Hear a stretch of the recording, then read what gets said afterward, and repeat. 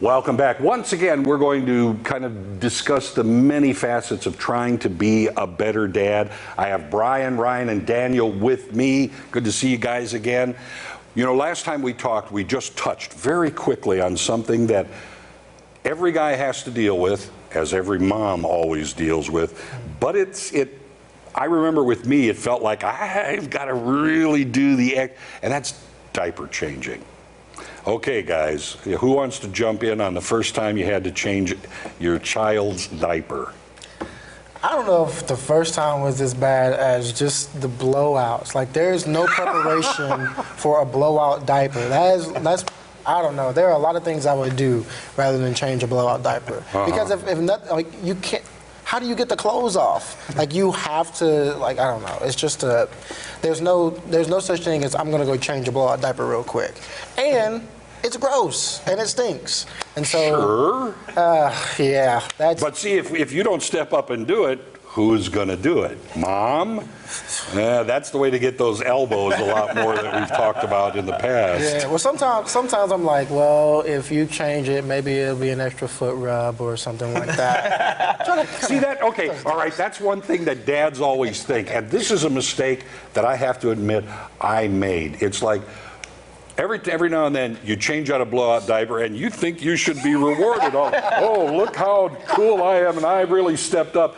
Not thinking that, yeah, but mom has changed 50 of them to your one.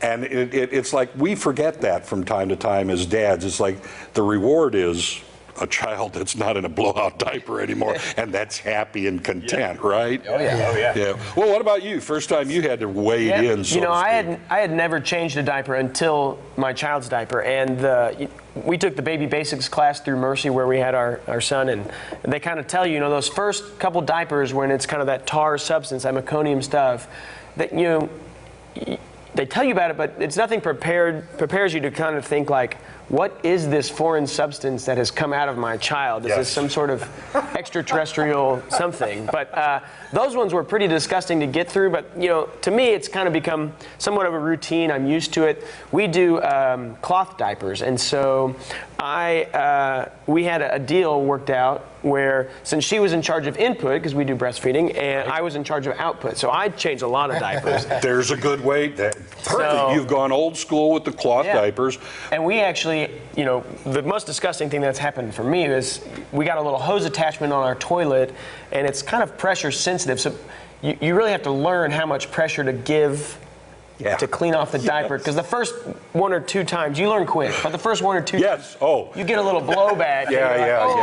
That's not fun. That's not fun. What about your experience? I would say the first time I don't really remember, but I remember the first time again when we had the new one. Oh, that'll work. Okay. And it was crazy because you change and you're like, oh, this is totally different from my 2-year-old, and so I'm changing her diaper and I get done, and then about an hour later I have to change the 2-year-old's, and you're like, this is real human stuff. This is human poop. That is baby poop, and you just don't realize how it progresses into something that's just awful. But you learn what goes in can be a whole lot different coming out. Absolutely. So what would you recommend, to some of the guys out there as far as meeting this challenge? I mean, I like yours. First of all, mom's in charge of the input, I'm in charge of the output. That's a great solution.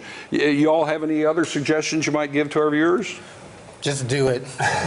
Be of assistance. You got to Nike it. Just do it. Yeah, got it. I mean, there's really no getting around it. Mm-hmm. I make mine kind of into a game with my child, and I mean, you wouldn't think, oh, we can bond over somebody pooping, but I mean, you're close, you're helping them out, and you kind of just have that one-on-one time. There's not a lot of time you get that when you're at work and everything, so trying to make the most out of it, I think, is probably important. And I would say, when they're real young like that, they don't move around, but once they hit like 10, 11, 12, it's like barrel rolls, it's just kind of like, just be prepared. Stay there, I'm trying to change your diaper. And sooner or later, can we all agree on this, you're going to get peed on or you're going to get pooped on. Any way you look at it, and just wade through, keep going. And you might walk around with it on your arm and you don't even know. That's right.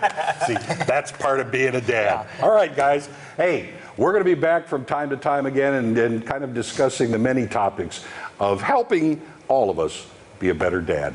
We'll be right back.